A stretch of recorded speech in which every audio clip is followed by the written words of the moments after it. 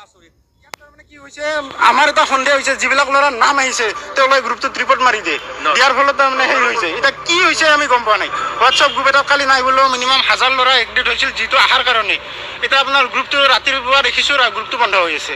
এইটোতো কেনেকৈ হৈছে কি হৈছে ইমানটো আমাৰ ছ'চিয়েল মিডিয়াৰ বিষয়ে অভিজ্ঞতা নাই তথাপিও কি হৈছে সেইটো ক'ব নাযাওঁ কিন্তু এটাই লাষ্ট অনুৰোধ আপোনাৰ 5জনকে মাৰিলে আৰু ছেকেণ্ড লিষ্ট এজন মাৰিব লাগে আৰু প্ৰতি বছৰে তাৰমানে অসম পুলিচত ছেকেণ্ড লিষ্ট আহে আৰু এইবাৰো ছেকেণ্ড লিষ্ট আহিব বুলি আশা থাকিল আৰু CM ছাৰক এটাই অনুৰোধ এবাৰ অন্তত ছেকেণ্ড লিষ্ট এখন মাৰি আমাক উদ্ধাৰ কৰক সেই কথা কি হৈছে আমাৰ এটা সন্দেহ হৈছে যিবিলাক ল'ৰাৰ নাম আহিছে তেওঁলোকে গ্ৰুপটোত ৰিপৰ্ট মাৰি দিয়ে দিয়াৰ ফলত তাৰমানে সেই হৈছে এতিয়া কি হৈছে আমি গম পোৱা নাই হোৱাটছআপ গ্ৰুপ এটা কালি নাই বোলেও মিনিমাম 1000 ল'ৰা এক্টিভ হৈছিল যিটো আহাৰ কাৰণে এতিয়া আপোনাৰ গ্ৰুপটো ৰাতিপুৱা দেখিছোঁ গ্ৰুপটো বন্ধ হৈ আছে এইটোতো কেনেকৈ হৈছে কি হৈছে ইমানটো আমাৰ ছ'চিয়েল মিডিয়াৰ বিষয়ে অভিজ্ঞতা নাই